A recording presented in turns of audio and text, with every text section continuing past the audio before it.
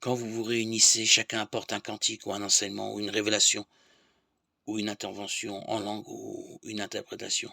Mais il faut que tout cela serve à la construction de l'Église. Si on parle en langue, qu'il y en ait deux à chaque réunion ou trois ou au plus, et chacun à son tour, et qu'il y en ait un pour interpréter. Mais s'il n'y a pas d'interprète, qu'on se taise dans l'assemblée de l'Église, qu'on se parle à soi-même et à Dieu.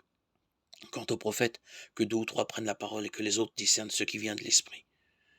Mais si quelqu'un d'autre, dans l'assistance, reçoit une révélation, que le premier se taise. Vous pouvez tous prophétiser l'un après l'autre, pour que tous en retirent instruction et réconfort. Les inspirations des prophètes sont sous le contrôle des prophètes, car Dieu n'est pas un Dieu de désordre, mais de paix. Comme cela se fait dans toutes nos églises, que les femmes gardent le silence dans les assemblées, car elles n'ont pas la permission de parler, mais qu'elles restent dans la soumission, comme le dit la loi.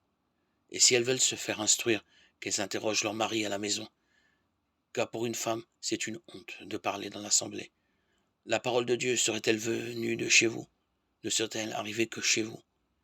Si quelqu'un croit être prophète ou inspiré par l'Esprit, qu'il reconnaisse en ce que je vous écris un commandement du Seigneur.